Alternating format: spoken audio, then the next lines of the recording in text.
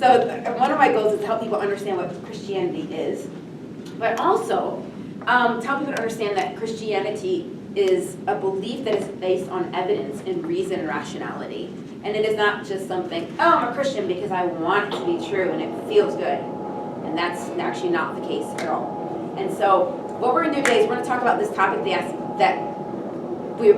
you saw on the posters about why I'm not an atheist.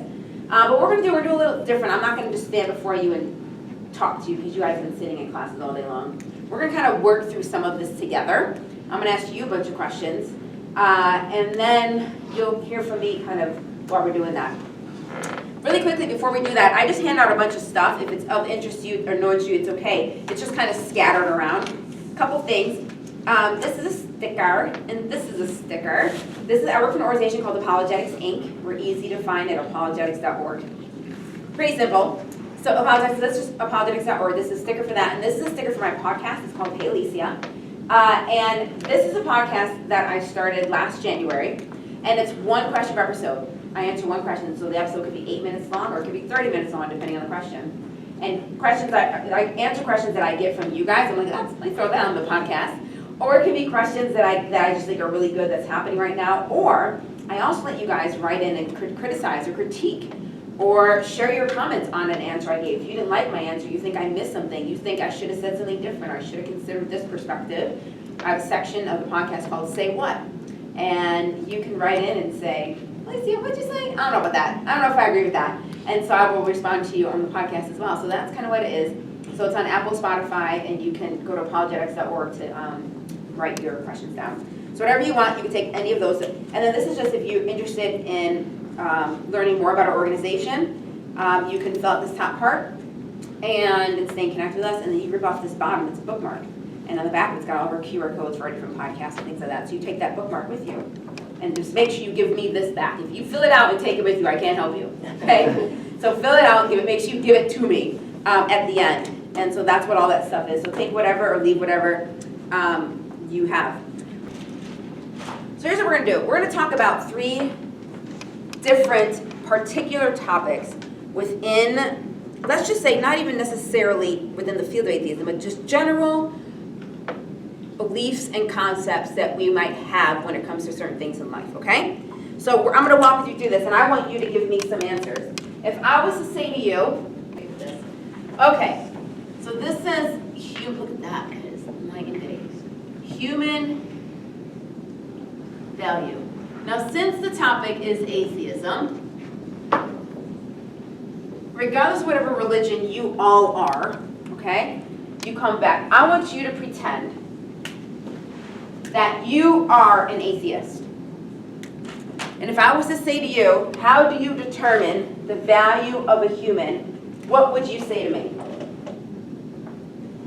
It's breeds. Whatever breeds. Okay? Okay? It's creative.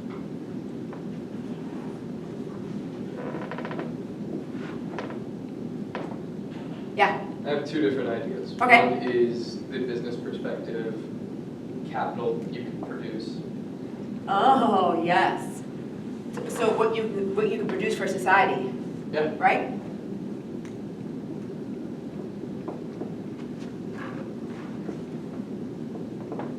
Anybody else? You can make more copies of humans. Reproduction. So we determine human value off of reproductive abilities.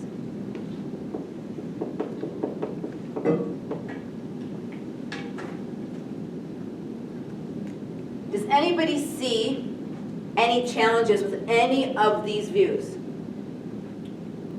We can say that animals have reproductive abilities. Oh, Animals breed. this is dry erase. Doesn't this look like a permanent marker? Okay. Well, no, does it say? It says dry erase. Okay, We're erasing. okay. Okay. Sorry, was it, you could say animals can reproduce? Yeah. Okay, I like that. That one makes me nervous. Here's our challenges. Animals reproduce. Anybody else? Agree. Some humans can't reproduce. Sorry? Some humans can't reproduce. Some humans can't reproduce? Yeah, because we said that. Got it. Does that make sense? Yes, totally. Love it. Good. Anybody else? We could add to the animals, animals reproduce, they breed. Yes.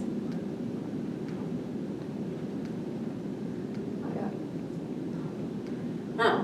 What about this one? Animals provide food products for society Oh, that's and clothing. Babies aren't very productive. Oh, interesting.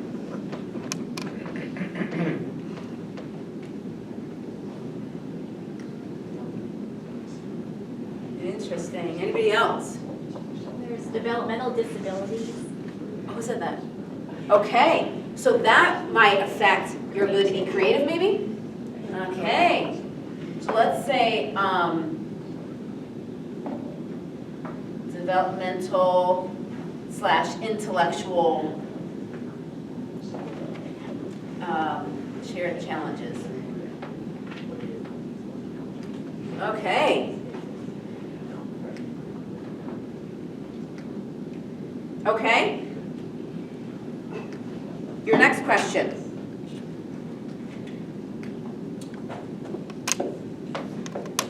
I love this blue.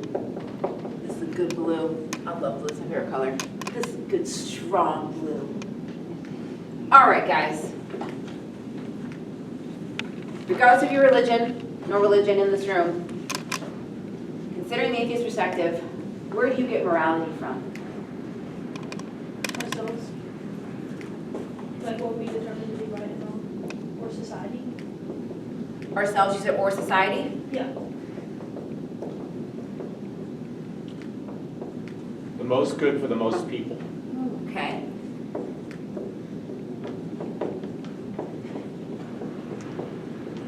Got 3 hands up. No, I'm like, I can't even keep up with you all. All right, I saw you first, my dear. Science and statistics. Sorry? Science and statistics.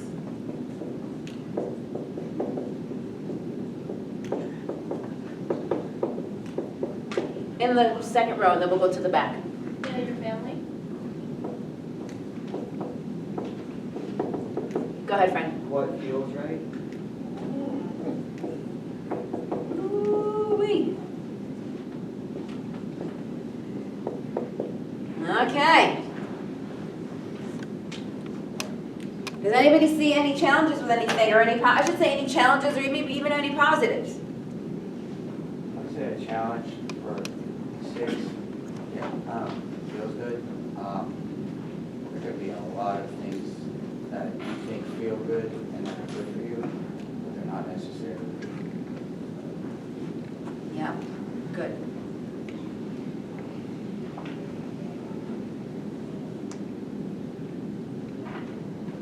Best. Okay? Anybody else? Who defines good? Who was that? Okay. So, we're saying, can we trust ourselves? Should we give that to society to determine? Should we give it to family?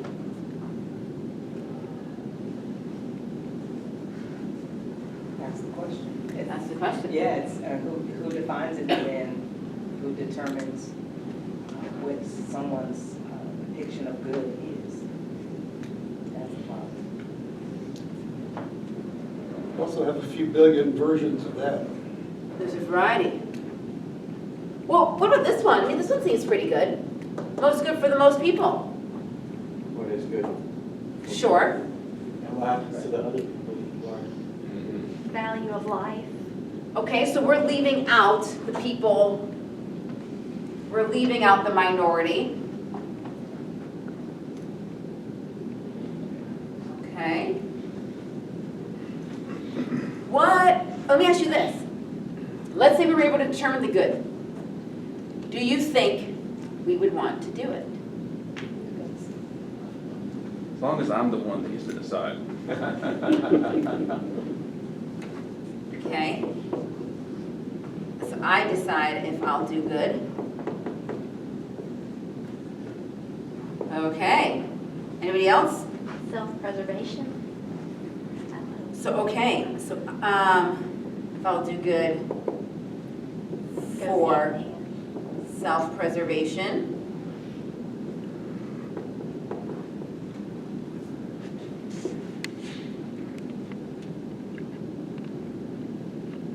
Do you think we would decide to do good? How many of you think, remember, we are all atheists. Do you think, you, me, we will do good? How many of you, by show of hands, think we will do good? I want to think so, but in reality, it's not going to happen. Okay, stick those hands up high if you think we're atheists, we are going to do good. Okay? Let me ask you this. On a scale of 1 to 10, what percentage of people do you think will do good, which 10 is everybody, and 1 is nobody doing good? On that scale, do you think, and I'll have you guys, this is how we're going to do it. Here's 1. Here's 10, and you're going to tell me where to stand. Do you think that as a society, as a people group, we will do good on a scale of 1 to 10, where nobody does good, or 10?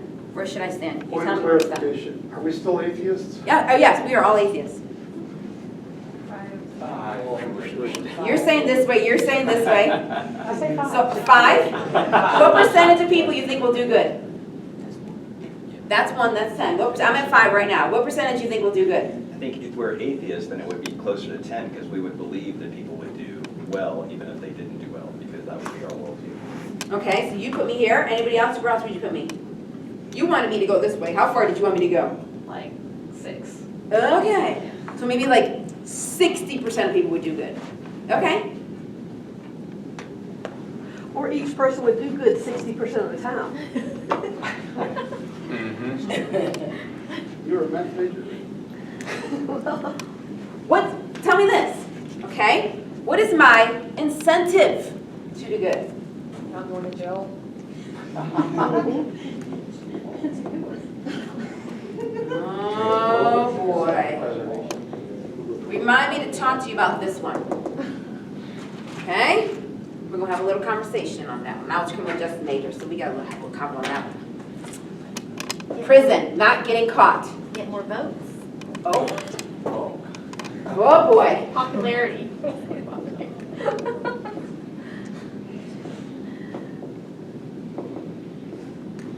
So my incentive to doing good is I don't get in trouble and I'll be liked. Sympathy and empathy for others.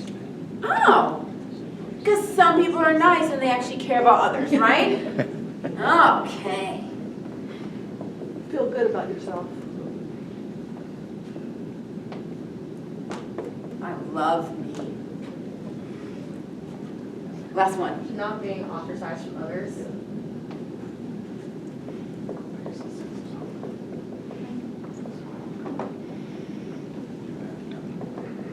Okay. Last one.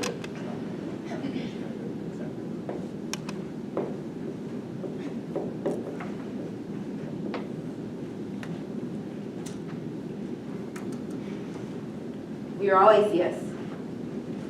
How do we determine whether or not our life has meaning? Happiness. Okay? If I'm happy. Let me actually write that actually.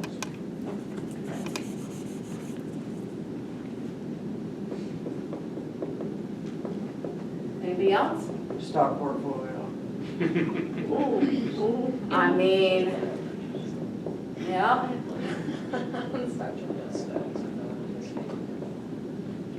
Yeah. Your ambitions. Visions give me meaning. Yeah. Your legacy. Oh. Who was going to say that?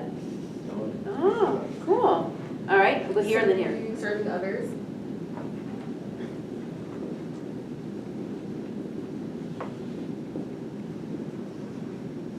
I'd say for some people, it's making their sex life.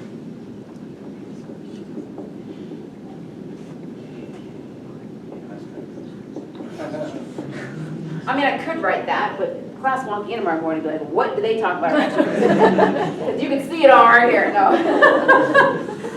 So, okay. How about most likes? Yeah. Uh-huh.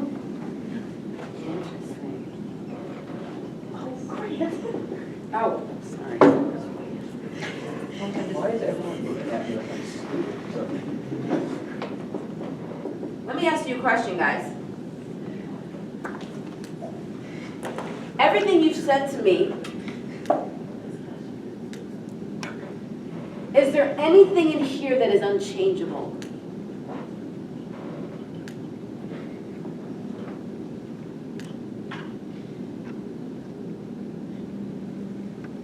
So, I was gonna say technically you could say like a legacy is unchanged, or did you say changeable or unchangeable? no, yeah, unchangeable. So I'd say like a legacy could technically be unchangeable, because when I think of a legacy, I think that person's like already dead. Sure. And it's like what you remember about that person. So it's kind of already like what you know. Like we think back on like historical figures, their legacy is what we're taught in our history classes. You can make up lies about that, though. I mean, true. Okay. Anybody else? Anybody else see anything? Serving others. I remember what you did for them. Hopefully.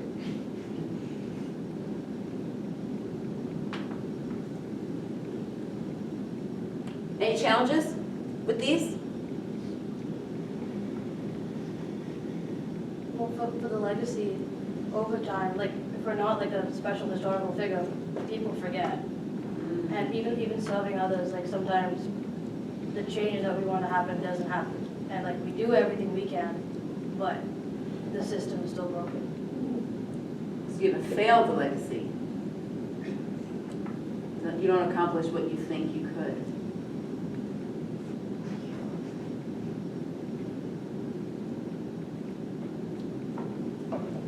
Pretty good answers, guys. Can I share with you my thoughts on some of this? Let's go back to human value.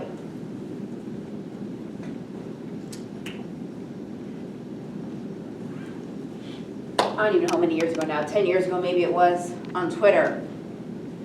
Richard Dawkins, you guys know who Richard Dawkins is? Most popular atheist in the world, atheist god, if I can use that phrase. He put a post on Twitter. Let me actually read it to you so I don't misquote him. So somebody posted on Twitter, a woman posted on Twitter, I honestly don't know what I would do if I were pregnant with a kid with Down syndrome. Real ethical dilemma. So Richard Dawkins got on and replied to this woman, and he says, abort it and try again. It would be immoral to bring it into the world if you have the choice. Now I want you to ignore the abortion part. That's not what I'm getting at here, okay? Listen to what he says. I'm going to read it again. I want you to listen to what he says to her. Abort it and try again. It would be immoral to bring it into the world if you have a choice. So what is he saying? He is saying, if you have this child with Down syndrome, you are committing a moral wrong. This is actually a moral wrong. Why is he saying that?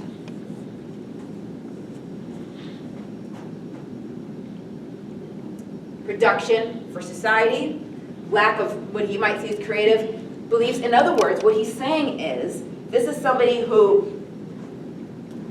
that we're going to have to take care of. They're not going to be able to reproduce. They're going to be a burden on society. They're never going to get PhDs and be able to contribute and all these kind of things. So he's saying it is immoral to allow that person to live in the society. So he's making a moral judgment based on this person with Down syndrome and determining their human value based off of that. I ran across a study a couple years ago, which I found really interesting. Honestly, I don't even know where I first saw it. But in 2011, the American Journal of Medical Genetics did a study on people with Down syndrome.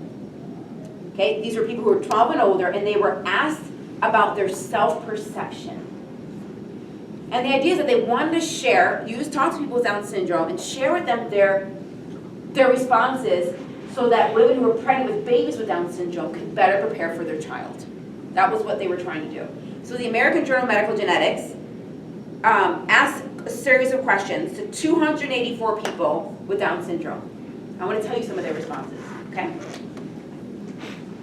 97% liked who they are. 96% liked how they looked. 97% liked their brothers and sisters, and all the parents in this room are like, wow, we love 97% of the time they liked each other. 97% liked their brothers and sisters.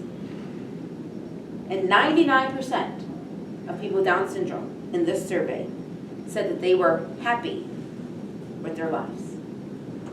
Happy with their lives. The vast majority of people with Down syndrome, whether here, whether in Europe, are aborted. Okay? Once again, I'm not getting abortion. If you want to talk about abortion, we'll do Q&A in a bit, and you're welcome to ask me on it. But I don't want you to get sidetracked on that word right now. Okay? So I'm just feeding you the information that the overwhelming majority of people who do have Down syndrome are aborted globally, in terms of at least the Western culture, I'll say, are aborted. In 2020 in Denmark, 95% of Down syndrome babies were aborted. The U.S. is a bit harder to sometimes kind of know and judge, but they guess somewhere around 67% are aborted here in America. And so when I first heard this survey, I was like, as an apologist, I'm dealing with putting my hands around a bunch of different areas. And one of the things I've had to look a lot into is the mental health crisis that we have in our country. Okay? We have destigmatized therapy. When I was in the 90s, when I was in high school, very few people went to therapy. We've destigmatized it. We've put people on medications to help. We've talked about it. And yet we have the highest rates of mental health that we've ever seen. And so when I sit here and I look at the statistics and I see that 99% of people with Down syndrome say they're happy with their lives, and the rest of the culture who doesn't have Down syndrome hate their lives, I think to myself, oh my Lord, we've aborted the wrong ones.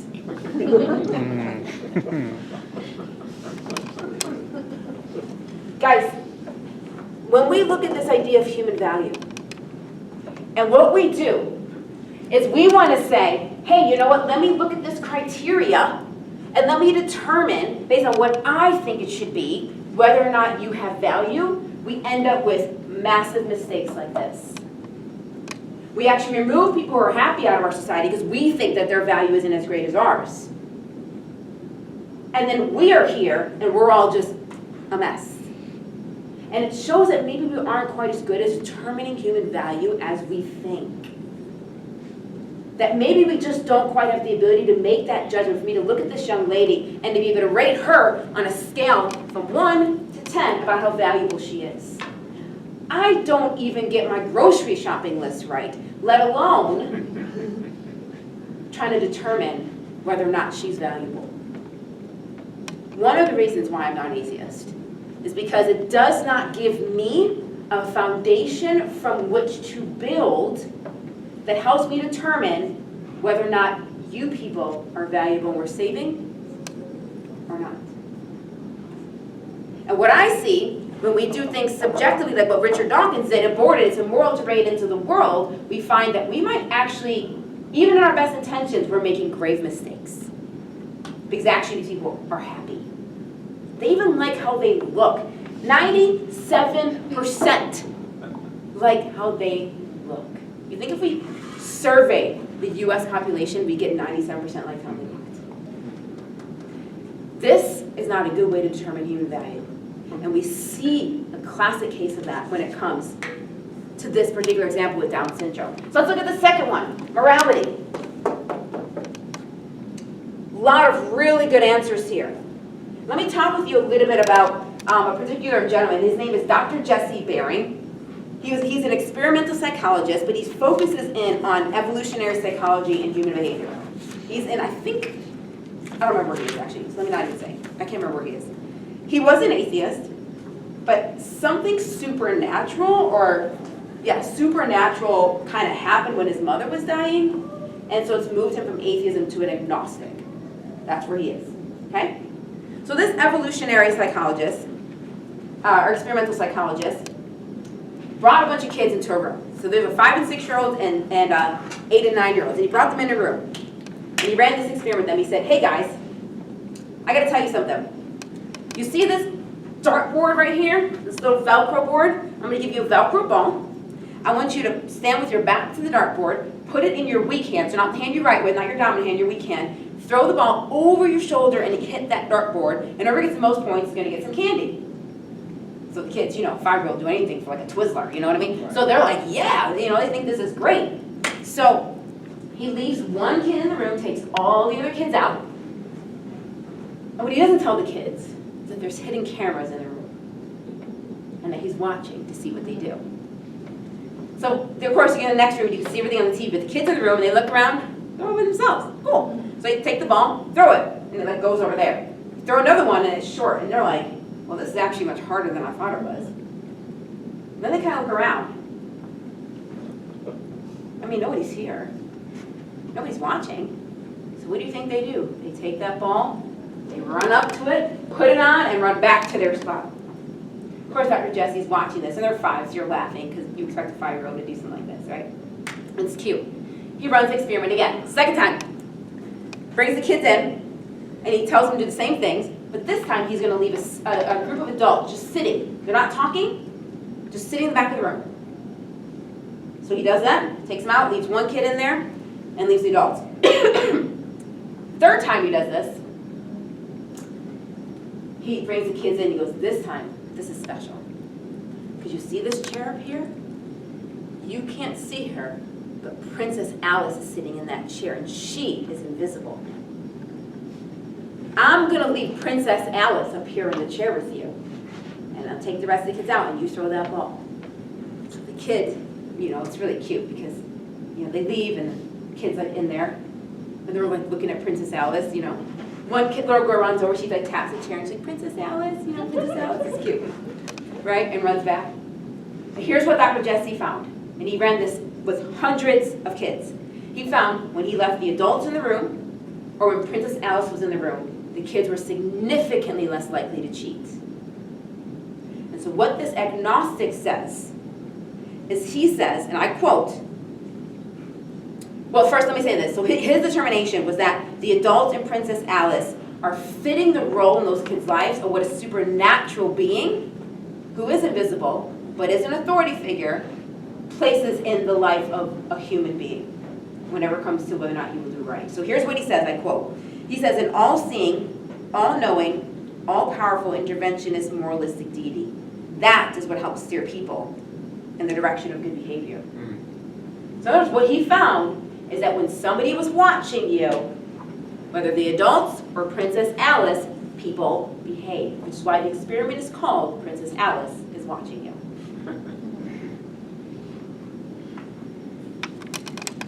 I asked you, would we decide to do good?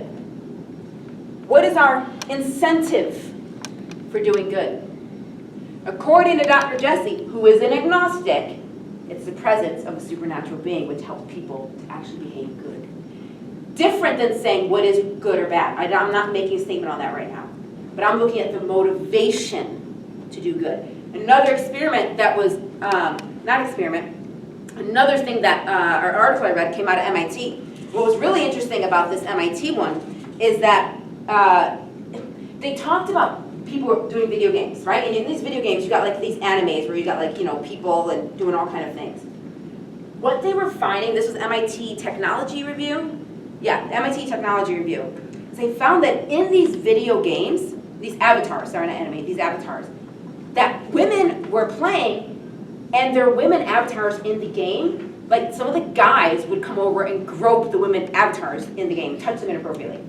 So these women these women avatars, or these women that were playing the game, like they can't stop it, like they don't have a way to control, there's no control to make them stop. So you're kind of feeling like violated, but it's an avatar, it's a video game, but you can't stop it. But the point is, you don't know who this person is, because they could be somewhere across the world. But when you're sitting alone in your house, and nobody can catch you, it's interesting what people get wrapped up in doing. It's like the first experiment when Dr. Jesse left the child alone in the room, when no one was watching. The choice to behave was really hard. Now we think a good incentive to good behavior is punishment. Seems to make sense. It tends to work on kids. If you do this, you're going to get time out, or you're going to get this or that thing. Doesn't work as well on adults. I'm forgetting the woman's name now. But actually, it's actually quite different than you think. People who commit crimes tend to have a short-term horizon. So in other words, people who don't commit crimes tend to think, hey, if I don't want to do this crime because I don't want to spend 13 years in prison or 50 years in prison. But the people who tend to do crimes tend to have a very short-term horizon. They don't think out that far, and that far out doesn't impact their actions. What impacts their actions is what happens in that short-term horizon. So in other words, if I'm about to carry out a particular act and I have a short-term horizon and I see a police officer standing there, I'm not going to do it because he's going to get in the way of what's happening right now, because I think right now. He's in the way, going to get in the way. But if he's not there, my short-term horizon is like, I'm not going to get caught, I'm good. And I go for it. It's also, not to open up Pandora's box, but it's also why capital punishment has never been a good deterrent from crime either. People always think it is. It's never been a good deterrent of crime. So we think prison sentencing and consequences might deter people into good behavior, and it doesn't. If you want to read more on that, I have to find the woman's name. It was just a... You're not saying that we should let all the prisoners go? No, because I was a criminal justice major, so I fully believe in letting people go to prison. What I'm explaining to you is the criminal mind, and where people and the mentality people have as to the fact that punishment doesn't deter them from doing crimes. If you were interested in learning more about that, her name is Jennifer Doliak. Doliak, I think it is. Doliak. Anyways, and she just JenniferDoliak.com, and she does a researcher into that kind of thing. All that to say, incentive, punishment doesn't necessarily work. But what Dr. Jesse found is the presence of somebody watching you actually what helps you to do good things. So one of the reasons I'm not an atheist, I'm not convinced that I will make choices that are good for the most people, because if I'm part of that minority, I'm going to care about me. I'm not convinced that atheism gives me a way to determine what's right or wrong, that lets me, should I trust my family, should I trust society, should I trust me? Like, which one do I do? And if we do focus on what's the greatest good for the most number of people, which is what I hear all the time, we'll do what benefits the most, we should bring back slavery. We enslave a few people and benefit the masses. That's good for most people. One of the reasons I'm not an atheist is because I actually don't think I would be quite as good. Maybe you would put me over here from 1 to 10. I'd probably put me like right around here, because I'm going to do what works for me, and that might come at your expense. This mini question, before we turn over to Q&A, I'm going to turn over to Q&A and let you guys ask questions in just a few minutes. The challenge I would have with all these answers is I think all of them are too small. All of them are going to say, you can determine by your own viewpoints whether or not you're happy, whether or not your legacy is good. You determine that serving others gives your life meaning, but doesn't necessarily, just because you determine it, does that make it true? And what none of these actually address is there an actual ultimate meaning for humanity's existence? It doesn't matter. So here's the thing. Science tells us the universe had a beginning. Okay? and it's expanding. And at some point, it's going to expand so much that it's not going to be able to have all of the right balances, and it's going to collapse, and everything's going to end. So that means we're all eventually going to die as a human society. So if that's going to happen, then does it matter that you had a legacy? Does it matter that you found the cure for cancer, for AIDS, that you flew to the moon? Doesn't matter, because we're all going to be eradicated at some point anyways. There's no larger meaning. These meanings are too small. These are the meanings that I'm going to say to make me get through the day. But these are things I'm telling myself. But it really doesn't matter whether or not any of us lived within that view. What I would say is I think if there is a divine being, then that means he chose to create for a reason. Which means your existence isn't a mistake. Because he could have chosen to not make you. But he chose to make you. So therefore, if he chose to make you, then there is a grander purpose for your existence. Even on the days when you're sad, your life still has meaning. Even on the days when you feel like not serving others, your life has meaning. Even on the days where things don't make you happy, or you don't wrap yourself up in pleasurable things, your life still has meaning. And it also means that if you struggle with happiness, it doesn't make your life any less meaningless than anybody else's. Because meaning was never tied up with whether or not you were happy in the first place. So one of the reasons why I'm not an atheist is because it talks too small of my existence. I think there's a bigger reason, a bigger emphasis going on here. And I'll end on I'll share a quick story and then I'll end on something else and then turn to Q&A. Any of you heard of a woman named Alycia? I may have talked about her last time I was here. I don't remember. Okay. One person. Alycia was, I believe, Somalian-born, Kenyan-raised, if I got that right. I don't know. I think she was Somalian-born, Kenyan-raised. And grew up Muslim. And one day when she was in school, the Muslim Brotherhood came into her school, right around 12 years old, and said, hey, we're going to change up the way things are. We're going to change your dress. We're going to change the friend groups that you have. We are going to live much more like Muslims than what you've been doing before. She was in a Muslim community, but it wasn't quite as strict. And it changed things for her when the Muslim Brotherhood came in. As she got older, she was put into an arranged marriage. She was told that she was to marry her uncle. He lived in Canada. She didn't want to marry him. It was her dad's brother. She did not want to marry him. But they put her on the plane, and she goes from Kenya to Amsterdam. And I think she ended up going to Germany because it was the flight had multiple routes. But basically, she didn't go to Canada. She just got off the plane and never kept going because she did not want to marry this man. She ends up in Amsterdam, starting in custodial janitorial work. She's a janitor. Doesn't know the language because she's African, and now she's in Amsterdam. She learns the language and works her way up through the culture that she makes it to Dutch Parliament. Smart woman. She leaves her Islam behind. She embraces atheism and begins to tour with Richard Dawkins, Sam Harris, Chris Hitchens, and Daniel Dennett, who are the forerunners, the four horsemen of the New Atheist movement. She was the woman in the group. And she traveled with them. And she toured with them, speaking about how religion is evil. We need to eradicate it. Once we do, life will be better. And things were great. Until they weren't. She's married, she has kids, everything is going great. She spirals into this emptiness. Because what atheism didn't offer was a good answer to this question. And she began to realize her life really had no meaning and purpose. And so she started medicating with alcohol. Next thing you know, she's getting herself a therapist. And therapist after therapist she's going to, and nobody seems to be able to help her.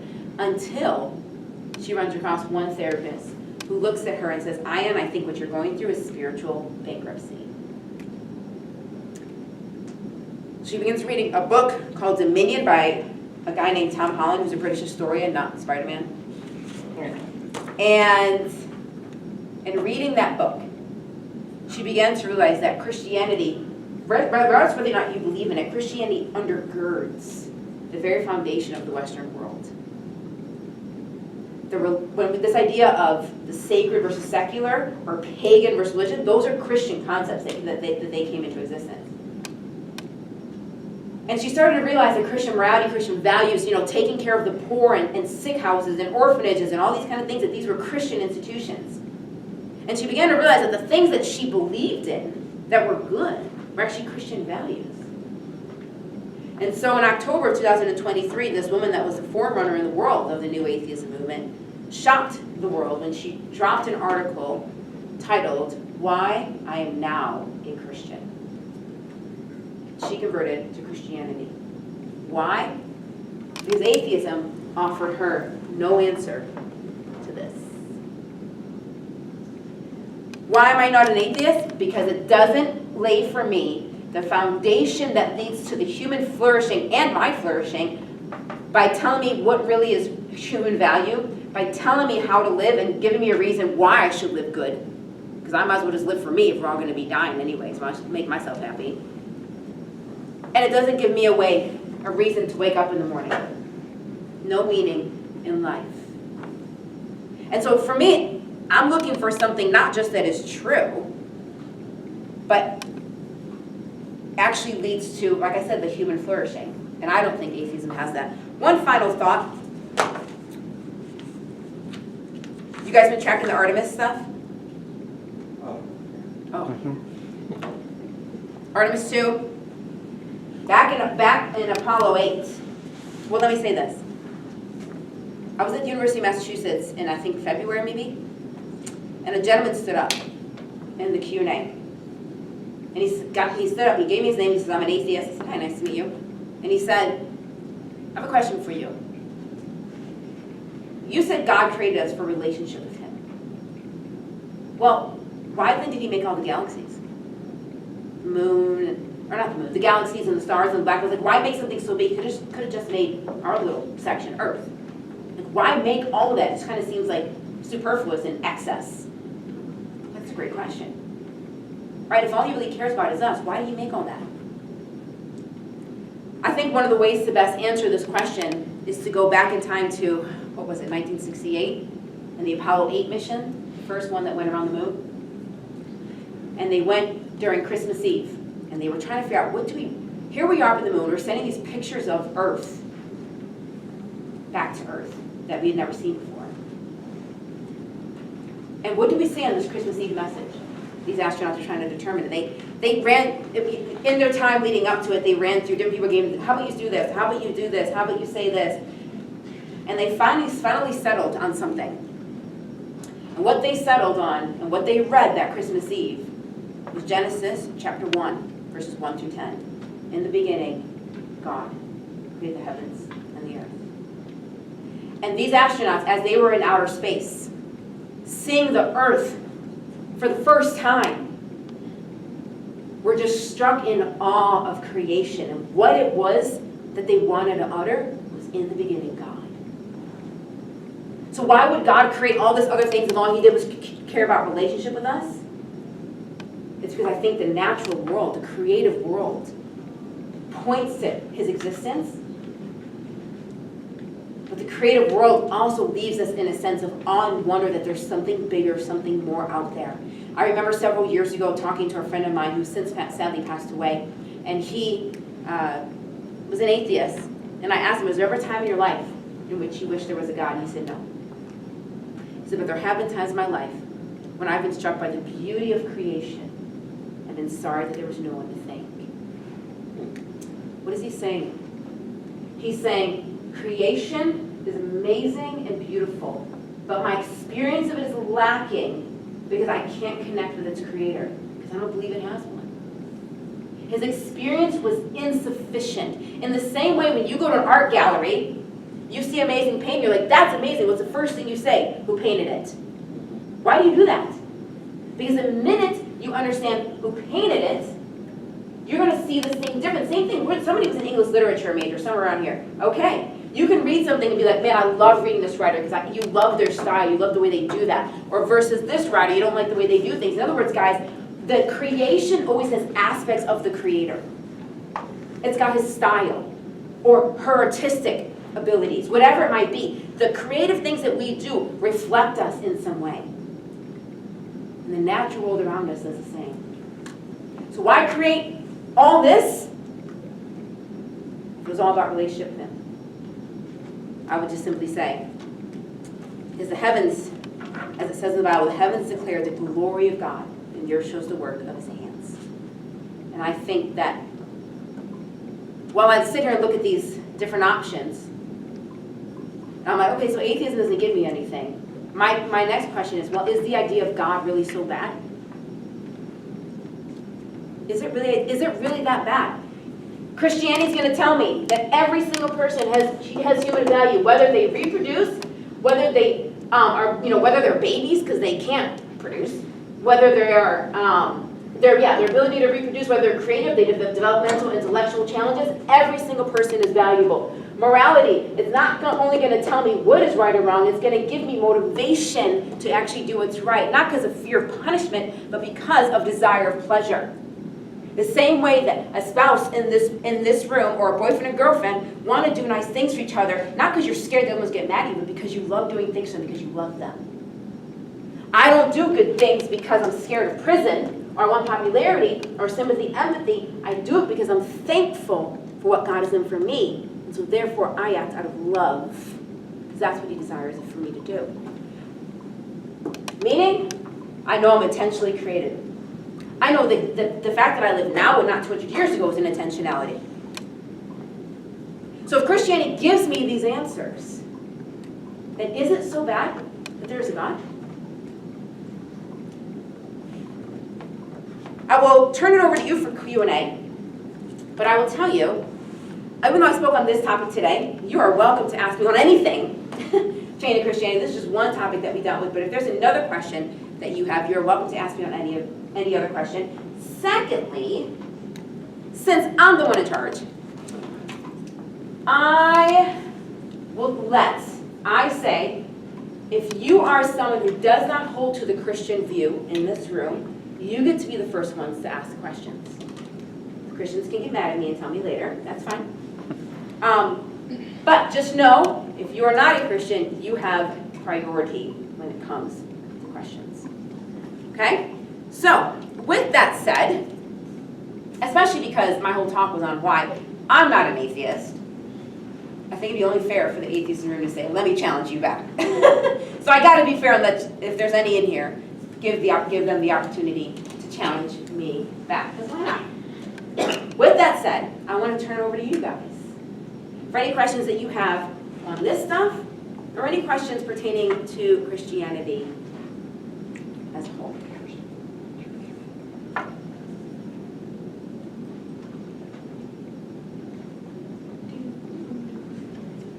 All right, the first question is always the hardest. Let's skip the first. Who has the fourth question? The fourth question. Because once you get the first one out. Your talk was just so clear and so pervasive that you answered every question.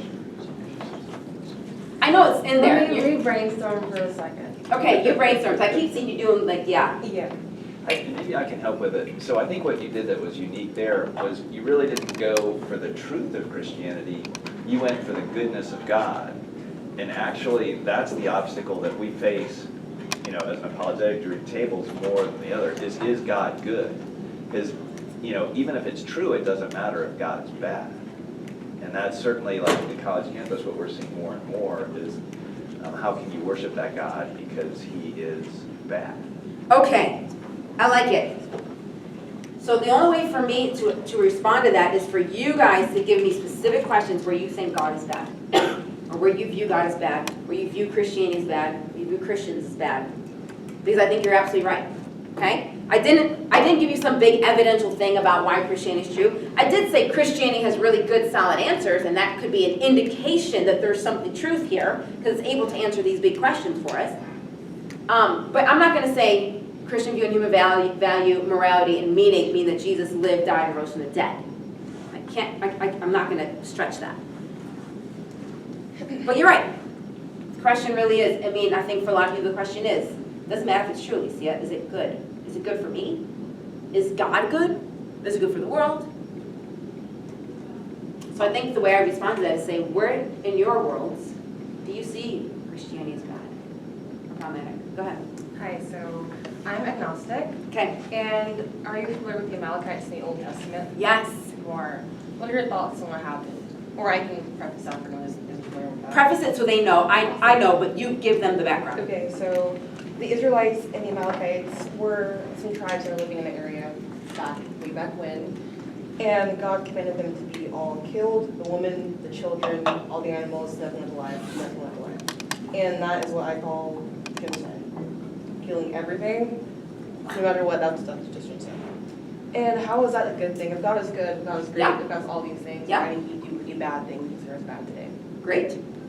Number one question I get asked. Yeah. Did you ask this one last time? Was that you? Me? Yeah. No? I got asked it last time. I think it was the last question. So this question. He's got those things. Oh, is it? No, yes, Oh. yes, Adiola, it might have been Oh, Adiola. okay, okay. Well, great question, because this is getting to the good thing.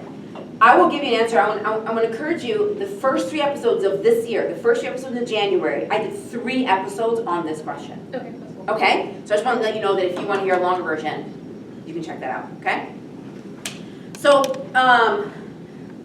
essentially what's happening, guys, here in the Old Testament, and she's absolutely right. We know that, you guys have probably all heard of the 10 Commandments, right? I mean, Moses, let my people go, comes on TV. Oh, when did it probably just came on, what is it, Easter usually comes on, Sunday or something? Probably was just on, right? God gives these rules, and in these rules he tells you, thou shalt not kill or murder, right? You shouldn't take life.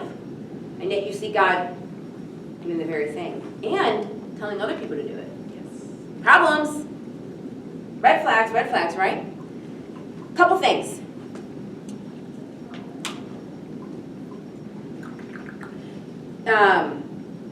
I think this question is a question that is only asked by certain people. This is what I mean. And I'll keep this PG, but when Syria just fell, the Assad fled to Russia to gain asylum in Russia. People flooded and ran to what was called Sednaya prison in Syria. If it was reported that you spoke against Assad, any accusation, it could be a complete lie, you were sent to this prison. And people were never seen again. It was women, it was children, because when they went into the prison, there was diapers there. So you know there was little kids there. There was women there, there was men there, they were killed, they were tortured, all kind of things. I'll leave it there. If you want to know more details, you can go look it up, but it's pretty horrific. So when the families flooded this prison, they were looking to see if their loved ones were still alive, because they would just get arrested, brought into the prison, and never heard from again. And that's where we discovered the horrors that was happening there. I don't think any of the families would have looked at the God of the Old Testament and said, that was wrong than what you did. And the reason is because the people that were living then, the Amalekites are part of a larger body of people called the Canaanites. Right. And the Canaanites were also killing children. They were burning them alive, essentially. There was a lot of, I'll tell you this, whatever you worship, and I'm totally okay to be challenged on this, but this is the view I hold. I think everybody worships something, even if you're an atheist. Okay? Or an agnostic. I think everybody worships something. But feel free to challenge me on that. Whatever you worship impacts your actions. And so what they were doing was following what their gods required. And as a result, what God was concerned about was that if the Israelites moved into the lands where these people were and they started marrying into the people of the land, well, they're going to start to take on their practices. That's why there's multiple verses that say, I don't want you to intermarry with them because you will begin to put your children through the fire. So God says to the Israelites, you are not to intermarry them. And in fact, they didn't listen, and they did start putting their children to the fire. But this one thing, he said, I don't want you to intermarry because I don't want you taking on these evil practices onto yourselves. And so what you have is a group of people that were doing a bunch of horrific things. Whether it's the temple prostitution and the fact that the married men could go and be temple prostitutes, but the wife couldn't do that. So it was like, the men were just completely unfaithful, which some people bother some people, doesn't bother some other people, but probably would have maybe bothered those wives, those women. And in addition to the sacrifices they were committing. So what God does is say, hey, you are doing something wrong, people are suffering, and I'm going to do something about it. In fact, if you ever wonder if the God of the Bible cares about the voiceless, cares about the people that are oppressed, people that kill those babies that had no voice, that couldn't speak up, that couldn't fight back, he does see them. And he does carry out judgment on those people for what they did. So he does see the voiceless and the oppressed. Secondly, though, but he still tells us don't commit murder, don't take life, and yet he's doing that. So how is that okay? Well, it comes down to a difference of authority. Okay? If I go, tell me your name, sweetheart. Millie? Yes. If I go to Millie's house, actually, let me reverse this. Millie's at my house, we're watching TV, everything is cool. She leaves, I decide, I don't like this TV, this thing is just old and raggedy, I don't want it. Take the TV, I go outside and I smash it in the ground. No big deal. Is the police gonna come and arrest me? No. Situation number 2. We watch TV, Millie leaves, I go to work the next day, and I'm like, I really don't like this TV. So I call Millie. Millie, can you go to my house? I don't have time, I gotta go to the gym after work, I gotta go shopping. Can you go over to my house, take this TV, smash it outside for me, and then throw it in the dumpster? She's like, all right. So she comes over, takes my TV, smashes it, and throws it in the dumpster. Is anybody gonna arrest her? No, why not? You told her? I told her to do it. Okay? I gave her permission to do it, so she's not in trouble. Third situation. Millie and I are watching TV. She goes home, I go to bed. The next day I'm at work. Millie decides on her own, I don't like that TV. I'm gonna get rid of that TV. So she comes over to my house, grabs the TV, smashes it outside, tosses it into the dumpster. Now is she in trouble? That was enough said right there. The head shake, right? Well, she literally did the same thing the third time that she did the second time. Why was the third time worse in comparison to the second time? One of authority. Permission, somebody said it, right. I didn't tell her she could do it. So as long as I gave her permission, she was okay. The minute she does it on her own without permission, she's not okay. Why? Because it's my TV. And at the end of the day, because it's my TV, I get rights to it that you guys don't get. Because God is the creator of humanity, guys, he gets rights to us that you don't get. It is not immoral for God to take life because he's the author of it, he's the creator of it, it belongs to him. But it's wrong for you to take life because you're not the creator of all life and you don't get to do that. However, God gives you permission, commands you like he did in the Old Testament, that it's going to be okay for you to do it. And I will tell you, now my final part is the final things. I think there's a change when we get to the New Testament. The way that God, what you see, a lot of times people say to me, but God of the Old Testament is so different than the God of the New. And I'll say, no, he's not. He's actually the exact same God. No, but the God of the Old Testament was very wrathful and very mean. And he punished people. Yeah, but he was also like really merciful and really kind. You guys remember this crazy story of this guy Jonah who got swallowed by a fish? This whole thing, right? You think that's, you know why he got swallowed? Because God told him to go to a country, Nineveh, the capital of Assyria, Assyrian Empire. Go there and tell them, these words, basically. And Jonah said, I'm not going to do that. Because if I tell them that, then you're going to spare their lives. And I don't want you to do that. Because you're so merciful and compassionate. Actually, he didn't say that. He then gets, so he runs away, he gets swallowed by the whale, gets spit up, goes to the city, because he learns his lesson, goes to the city, tells them what God wants, and they turn from their ways. And Jonah's mad. He's like, you see, I knew it, because you're so merciful and compassionate and all these kind of things. God is merciful and compassionate and kind and loving in the Old Testament. And he is also in the New Testament. But there's a fundamental change. When Jesus enters into the scene, his role is very unique. His role is not just to live the perfect life that none of us could live. It isn't just to heal people and do miracles. It isn't just to do really supernatural things like walk on water. It is also to die on the cross. In other words, when Jesus dies on the cross, he's taking on the punishment that humans deserve for the wrongs that they do. and he's taking it on himself. In the Old Testament, when people did wrong, God carried out the punishment, and the people experienced the punishment on themselves what they did wrong. In the New Testament, God still punishes for the failures and mistakes and wrongdoings of people. It's just the difference is that in the New Testament, Jesus opens up his arms and takes that punishment on him. It's the exact same God. In the Old Testament, humanity is punished. In the New Testament, Jesus takes on the punishment. He becomes the final one to sacrifice for the sins of the world. And so there is a change in the way that God, not a change in morality, that's consistent. There's a change in which the way God carries out the consequences of morality between the old and the new. So I don't believe God would tell us to go in and wipe out a people group now, like he did in the Old Testament. Things have changed. I hear what you're saying, things have changed, but I think the concepts of just saying, yeah, kill babies, is, I don't like that. Okay. I mean, maybe it's me being prideful and not in God. I don't think so. Someone might see it that way. I don't think so. But I can't get behind that, and I feel like, how do I phrase this? It's easy to be, just put yourself in the mindset of the Israelites back then, in a very tribal way. They're warring tribes, right? Oh, everybody was warned. Exactly.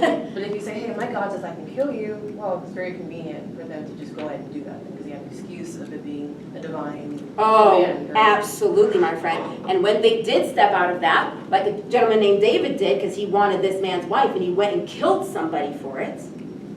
He wasn't told to do that. God handled that, and he was punished for that. So you're absolutely right. When people did step out of, if they want to make it convenient, well, God just told me, because you're absolutely right. Well, that's really convenient for you, but God, you're not going to get away with it because God sees it. And he did punish people when they did stuff like that. So you're absolutely right. That is a real concern, but God also dealt with that. Going back to your first thing about babies, you don't need to answer this, but I'm going to say generally to the group. Whenever I hear this question about God, it's morally wrong that God killed babies, I'm assuming that everybody who asks me this question is pro-life. Because what we can't say is that it's okay for us to kill babies, but it's wrong for God to do it. So I'm going to assume that whenever I get asked this question, that this is a person who would be, and I'm speaking about the group in a whole, whatever audience I am, that the background behind this question is that not only is it wrong for God to take life of babies, obviously it's going to be wrong for us to do it too. Okay? But going back to your question, my dear, about the babies thing, I actually don't think you're prideful at all when you ask that question. I think what you're demonstrating to me is compassion. And I actually want you to have that compassion for babies. I want you to feel that this particular baby is getting something that it doesn't deserve. Right? And so I actually don't think there's anything wrong with your heart behind that question. So no need to say that you're prideful or judgy or whatever it is. I think I understand your wrestle and your challenge, and I think the reason why I don't wrestle with that part of it is because it was babies and children. Right. So number one, I'm not convinced that children are always innocent. And you see this innocent / unaffected by what's going on around them. You see this when you go to Africa and you see the child soldiers. You go to certain places and children have been trained that these things are okay. Also, that you need to kill. Also, I want you to understand that these are children growing up in a culture where their little sibling was just sacrificed. To think that that doesn't cause them some sort of trauma and won't spiral into doing something else as they get older. I mean, we need to be mindful that what does this do when this is your norm? They're going to grow up and do the same thing, sacrifice their children, right? This is their norm. This is their culture. What God wants to do is eradicate this foolishness off of earth. Because if we don't, it's going to spread into other cultures. And in fact, I didn't say this, but Israel did not wipe all of them out. There's a lot of exaggeration language. How do you know that, Alycia? Because he says, go wipe them out. They say, we wiped them out. And then God says, okay, now let me tell you how to live with these people in this land these people that you're living with. But if you just wipe them out, then how are there people in this land? It's a lot of what's called bragging language. Wiping them out, they were never fully annihilated because they were there and they're written about into the future. So they're not all killed. They are just, there are certain people that are militarily, and other people that that were there in that. So very possible that with the future generations continued on, women and children were not all wiped out. Babies were not all wiped out. They weren't, but they were still, the command to kill them was still put in place. Absolutely. But once again, we've already established it's not wrong. It's not morally wrong for God to take life. It doesn't matter if it's which life it is, a baby or dog. It's no different because it's all His creation. So it's not more morally wrong to take the life of a baby for God or life of an adult. We view it that way, but it's not. So we tend to, and I like that we see that there is something special and beautiful about babies. I actually like that. But when we're talking about does God commit a moral wrong, it's no different for Him should He do that. There was other times that He took lives of babies. It was not just then. The same David that I was telling you about that went after he wanted to marry Bathsheba, but she was a married woman, and so he had her husband put him on the front lines of battle and had him killed. She got pregnant with his child, and that child died as a result of what his actions were. So other times God has taken the life of children. It's not just in that situation. So it doesn't mean we should be like, oh, okay, this is no big deal. I'm not saying that we should rejoice over it. What we need to do is sort out whether or not it's an inconsistency within the character of God. That's the key thing for us. Not whether or not we're like happy about Him doing it. We just need to establish whether or not it's an inconsistency for Him. Could I just mention one other thing? Maybe you don't want me to go here, but go for it. If some of those babies really were innocent, then I think God in His grace would make a way for their eternal souls to be in His presence. That's what I believe. I would agree with you. But let me just say something real quick on that first point you made. That's the other thing, is I do believe, Christians do believe for the most part, that when babies die, they do go to heaven. So their life was taken, but they also got spared this craziness, and they actually got to go to heaven. But go ahead. I think I better stop there. So they died, they go to heaven. Is it morally wrong? Is it inconsistent in His character? Those are the things that I think that's the point that we need to establish. Good question. She went for the jugger right on the first one, so she set you all up. That was a good, yeah. I guess, if like God knew there was gonna be all that suffering, Yeah. and we're gonna go through all that, why create us in the first place? Yeah, why create us at all in the first place? You know what? It's a good question to ask your parents.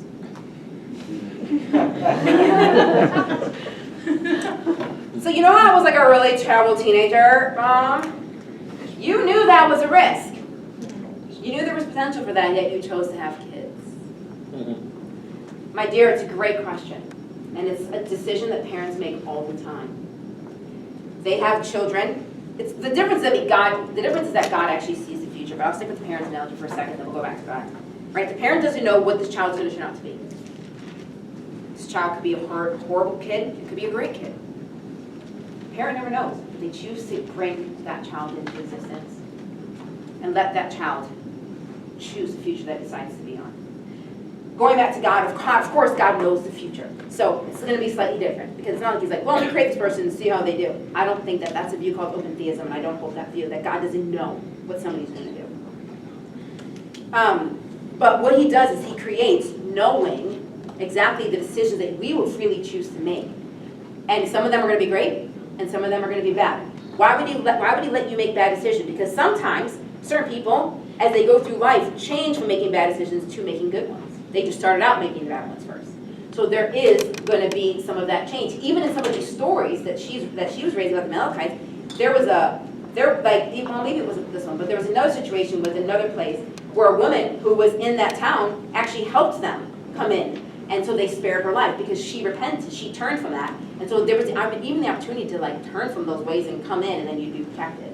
So people may start out doing a lot of bad things, but you don't know, they may change. They may turn to doing better things. Secondly, people who do a lot of bad things have kids. And some of those kids turn out to do good things. You take away those parents, then you take away those kids.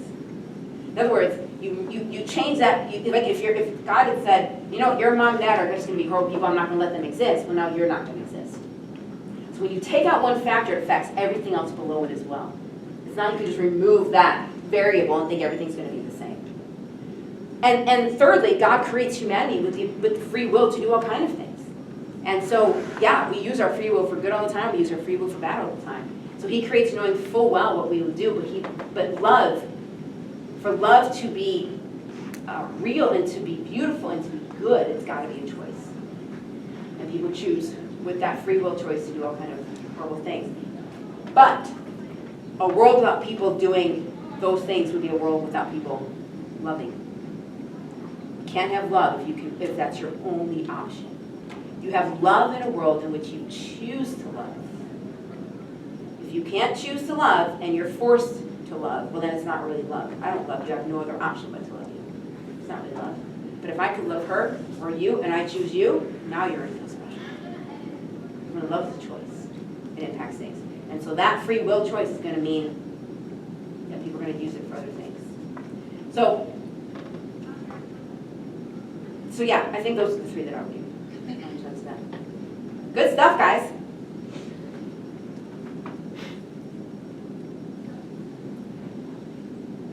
Did I answer enough of it? No, I have like another question. Go for it. Okay. So like for the meaning of life stuff. Yeah. Even if in the grand scheme of things, like if our meaning as human would be small, why would that be a bad thing necessarily? Sure. Because it wouldn't. It's not so much that it's a bad thing as much as it's. Alycia, could you repeat the question? Oh, yeah. Or restate it? She said she understands, like, she's asked about the meaning thing. And basically what's wrong with us just creating our own meaning? Like, what's wrong with us just creating something even if it's a small meaning? And I guess I would say, you can create it, but it doesn't mean it's reality. Like it's, so I may say, my meaning of life is to have a great stock portfolio. And then the market tanks. Well, now what's my meaning? It's like it goes away. So when we can create these things, they're small, they're changeable, and they can make us lose ourselves. But people have these midlife crises, they were doing something that they felt was so important, and then all of a sudden it felt like it's empty now. So for a lot of people, that just makes everything crash in. And also, it's not, we create meanings. It was Bertrand Russell, the atheist philosopher, I think, of the last century, who basically said or I'm paraphrasing his very wordy statement on meaninglessness, but basically he says that as atheists we need to stop trying to pretend that the world has meaning, because it doesn't. And we need to stop trying to grasp at, that somehow it matters to the cosmos that we are here. We need to submit to unyielding despair that all this is just going to be lost into the darkness, essentially.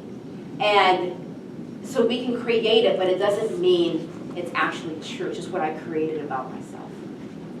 That's why. What about like if someone found like a new meaning later? Sure. And that's the thing. So then your meaning keeps changing, right? So if I find a new meaning, maybe my meaning is a stock portfolio, and then my meaning is now I'm happy, and then my meaning was, I'm trying to leave a legacy. Well, it's like, what if I can't think of another meaning after that? Does it mean I don't have a meaning? Or what if the meaning isn't enough? Like you're just kind of still, it's not a solid foundation to build upon. So it's one that you can live on for some people. This is the one I didn't pay enough attention to over my last 13 years, because I thought this one wasn't that big of a deal. This is the one where a lot of people in the culture are stuck now, is the meaninglessness of life. And it's something I've had to pay more attention to, because I didn't think it was really that big of a deal. Well, just create your little meaning and live it. It doesn't work for people. Oh, I see another hand. Should I go? Unless, okay, go ahead. Nope. Okay. So what you were saying about God pities or he values the people who are oppressed. Really, you mentioned that. I always forgot to mention that. Yeah. In the Bible, the oppressed people I read about, they aren't really, God doesn't seem to really pity them that much. Doesn't seem to pity them that much. There was this one verse, I can't remember where it was, but this woman, she was a servant or a slave, whatever word you want to use, and her name was Sarai, I want to say, I might be wrong with her name, and she was fleeing from her mistress, and the angel said, return to your mistress. And if God does pity or value the oppressed, why is he telling the slave to go back to the person who owns her? Was this Hagar? It might be. Does this sound like Hagar? I think it is, yeah. Where, It's in Genesis. but- yes. So Sarah is who she's fleeing from. Okay. Sarah, Okay. Abraham's wife. Okay, yes, I'm tracking with you now, friend. Yeah, well done. You helped me pinpoint that story. Can you tell me exactly where it is? Because you're looking at Genesis now, Okay, right? I'll find the verse for you. Genesis 16, 7 through 9.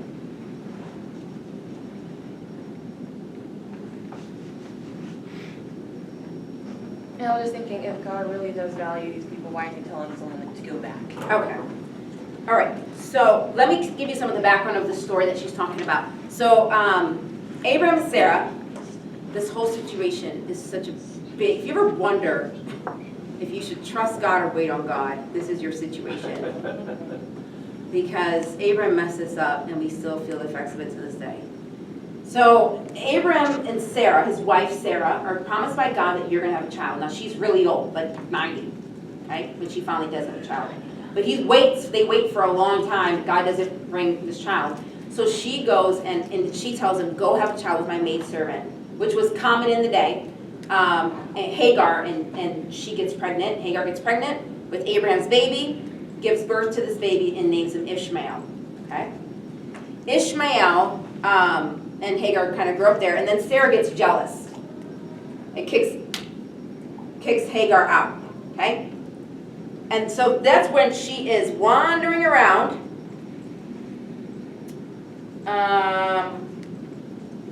Yes.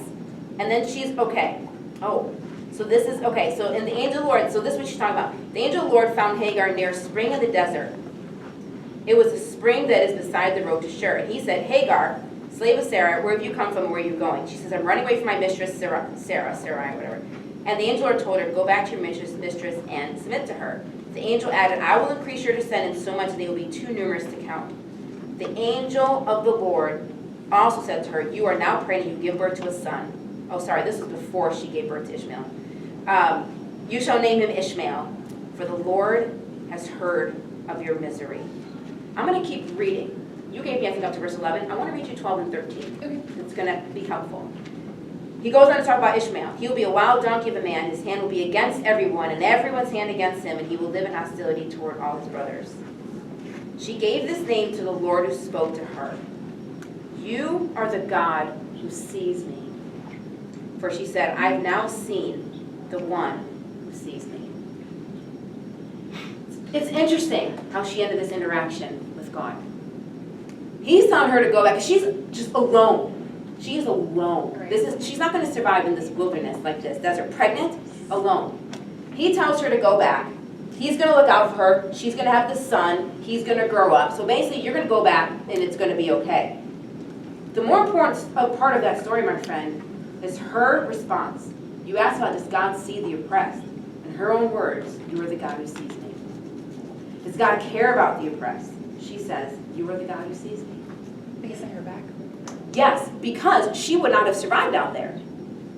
She wouldn't have survived there. Remember, this isn't like, oh, let me just get up and move from like Kennesaw to Atlanta. She's in the wilderness. This is like probably 4,000 years ago. Right? So he's like, go back. You're going to have a son. Sarah wasn't oppressing her. Sarah was jealous of her because she had a son and Sarah didn't have a son yet.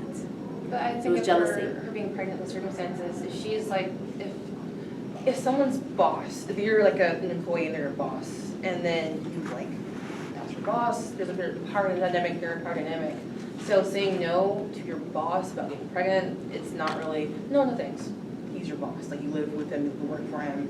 So it's kind of a bit of a weird situation to be pregnant in. So can she really say no of her own volition? I see. So are you saying the issue is that the pregnancy happened in the first place? Well, partially, yes. Okay, got it.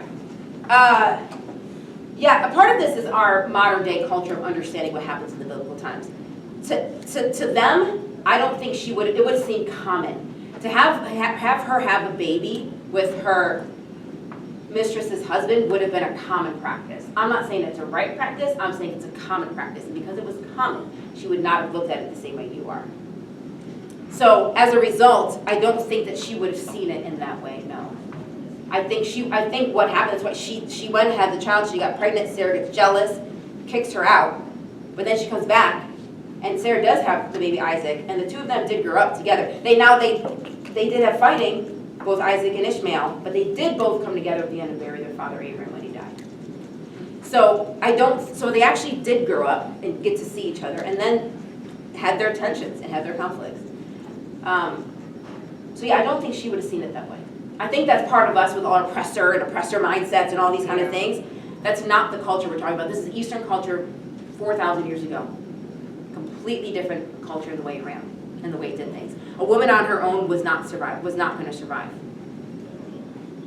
And additionally, verse 14, there's a well that was there called Bir Lahai Roy, excuse my Hebrew pronunciation, but it means well of the living one who sees me. I think when you listen, it's one thing for us to say, but wouldn't she have felt? She's telling us what she felt. That actually she felt like God he sees her, he sees what she's dealing with. And then sends her back. Yes. Which means that she didn't see it. She didn't see it the way you do. That's what I'm saying. And I get this all the time, we have a tendency to read our Western 2026 eyes into the biblical text, and you cannot do that. Not only was it not written yesterday, but it was written in a different culture. And different cultures understand things very differently than we do. Very differently than we do. Let me give you an example. A woman in the Middle East is raped. The response of the family is to kill the woman, not the man who raped her. And we say that's crazy. I would agree. However, it's common for them to do that. Why? Because the sexual purity of the family unit is tied, or the honor of the family unit is tied up with the sexual purity of its females. And because she's no longer a virgin, it has now brought dishonor to the family. And the only way to bring honor back is to kill her.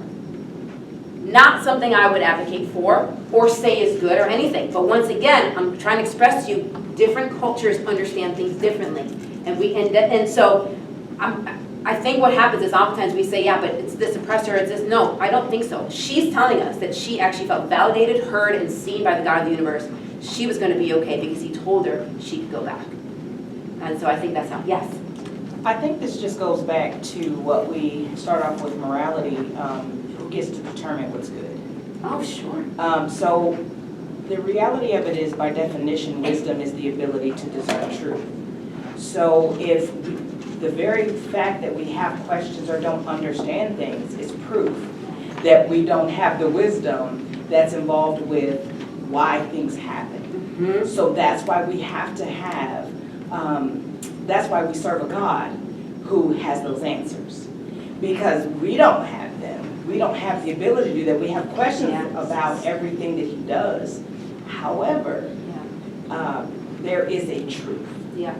And no matter how our perspectives are about that truth, it doesn't change the very essence of what truth is. So I think that when we're looking at these different cultures and these different relationships and the responsibility of that society, it goes back to this very essence, this very question of who determines what's good, because what's good to you may not be good for someone else and vice versa. So who gets to have the final say? And so we have to establish truth. And truth has been there since the beginning of time. And so we have to go based off of that, whether we like it or not. There is a truth that determines the flow, the ebbs and the flow of life in and of itself. So I think that we have to, I agree with you, we have to make sure that we're not just looking at, with a egocentric perspective of life when we just focus on what we see. It has to be outside of that because, again, these cultures have very different ways of doing things, but there was purpose behind why they did what they did and how they did it. So for us to open our minds to be able to see that and to respect that, I think is the beginning of an understanding. No, that's great. I mean, there's no indication that when she went back, she was still being mistreated. And this is, and it's interesting because as you keep reading the Old Testament, one of the things people have to understand is that this, I'm not saying this Hagar situation, when you look at other texts, people chose slavery at times. People sold themselves into slavery at times. And that had to do with the fact that slavery provided them housing, food, like provision. Okay, there's no social welfare system, guys. It's a complete different culture. And so all of these communities at, well, I shouldn't say all, it's a big word, but it was common for these communities at this time, these families at these times, to have maidservants and things like that. And so, because when you were there, then you were under the protection of that household. Hagar had descendants, was promised descendants. She had plenty of descendants. So for those of you who don't know, Ishmael, although it's not proven, but it's because of where he went to when he grew up, that the Muslims claim that they are the descendants of Ishmael, and the Jews obviously are the descendants of Isaac. And so that's why I say you've got this tension between the two to this day. To this day. Great questions. Very, very good. I mean, we're just going for all the jugular ones. I like it.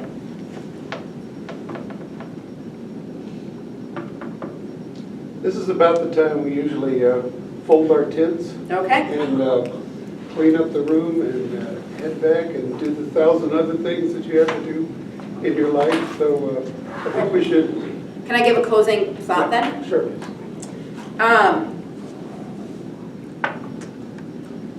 I think, well, let me just say, I thank you guys for the questions and for everything we put here on the board. And I think all of this and all of our questions and answers are stuff for us to continue to think through. What I don't expect is to pick up a Bible, understand everything about it. So I'll tell you right now, there's plenty about the Bible that people who study the Bible all the time do not understand. You will never fully understand everything in it, okay? What I don't expect is for us to pick up a Bible, say, I understand everything in it, and so now I'll believe, because you'll never believe in anything in regards to Christianity. Same way that you wouldn't walk into math class and say, well, this concept doesn't make sense to me, so therefore I'm going to throw all the mathematics out the door. You wouldn't do that.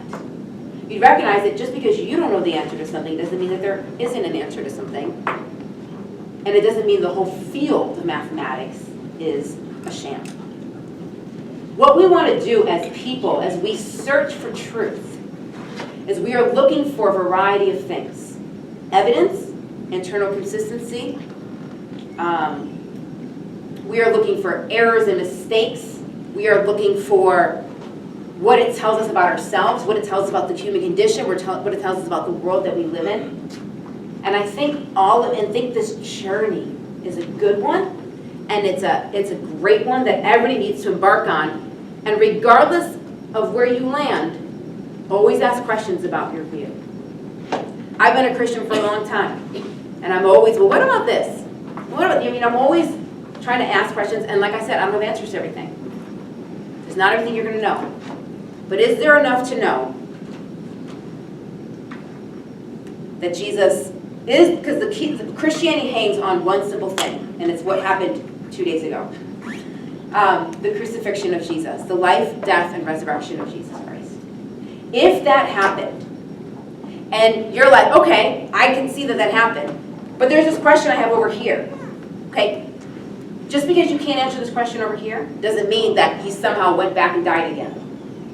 If he truly lived, died, and rose from the dead, then that means there's an answer to whatever it is over here. You just don't know the answer yet. Keep searching, keep digging, keep looking.